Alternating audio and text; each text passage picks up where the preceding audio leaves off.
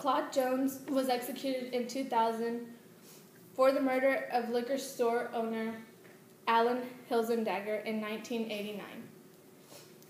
Claude Jones, Carrie Dixon, and Timothy Jordan were all linked to the murder.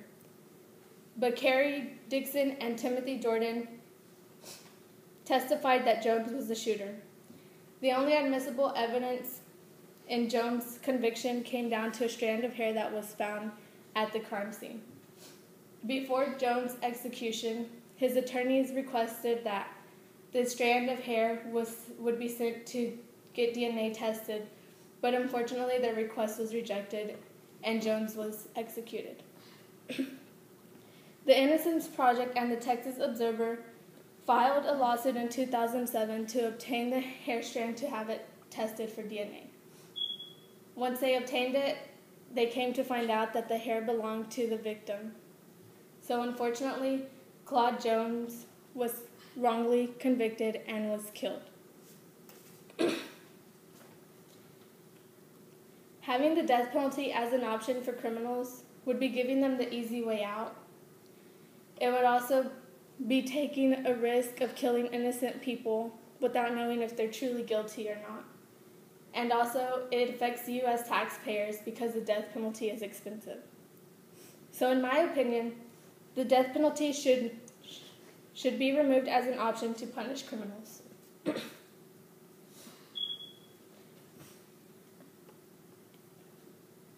Having the death penalty as an option for the criminals gives them the easy way out.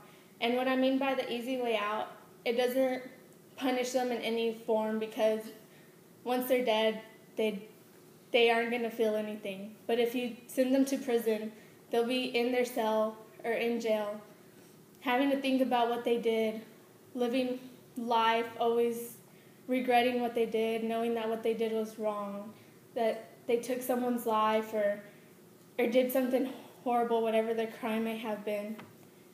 Some people think that just because criminals don't get the death roll and are sent to prison, that they're going to get out, but that's not necessarily true because they can be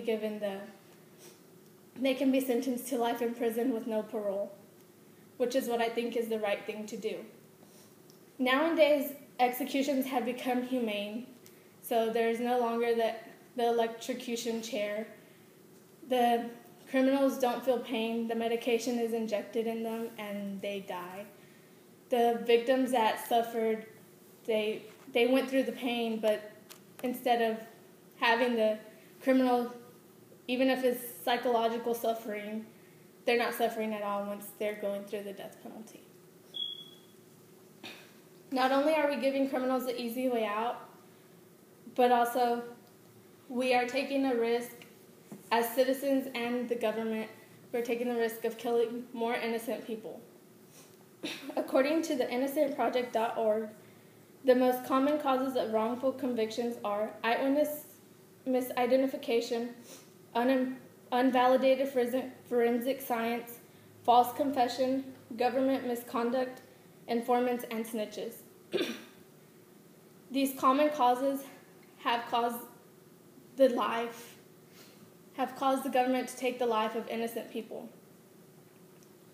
Misidentification of a person, anybody can make that mistake, but why are we allowing it to go to the extent to where the person dies because of a mistake that someone made?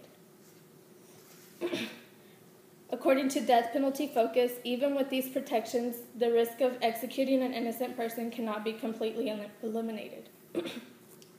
What it means by protections is that before a person is executed, there's a process that they take to assure that the person is guilty. But apparently, the process is not 100% certain.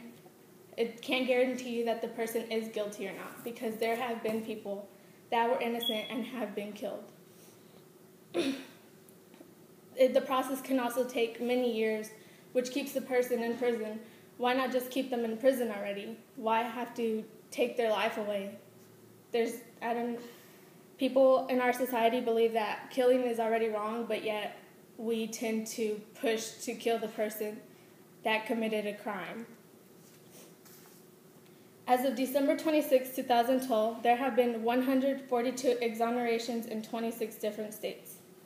142 people have been wrongly convicted and put on the death row, but they were saved from being killed. 142 innocent lives were close to being taken away. Not only are we risking taking innocent lives, but also U.S. taxpayers are paying money that I see that is unnecessary to be paying. John Briggs states that the death penalty costs taxpayers $187 million annually. $187 million just to kill people that committed a crime. Taking them out of suffering, giving them the easy way out. Also, the Death Penalty Resources Director of Justice for All, Dudley Sharp, wrote, "The cost of the death penalty is so expensive, at least $2 million per case, that we must choose life without parole at a cost of $1 million for 50 years. It's so much cheaper just keeping the person in prison for life without parole. You can save about $1 million, and instead we keep the death penalty legal and spend more money ending someone's life."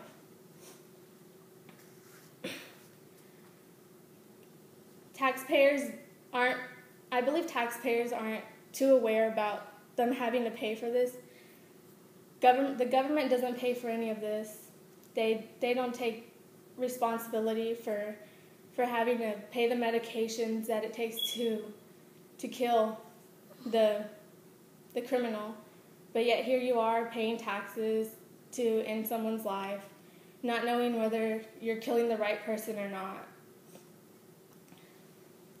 In my opinion, the death penalty should be eliminated. It gives the murderer the easy way out. Not only does it do that, it also makes the government take the risk of taking innocent lives that shouldn't be taken, nor should have ever been taken. And it also costs U.S. taxpayers a lot of money, which you may not realize, but it does. So in my opinion, the death penalty should be removed as an option to punish criminals.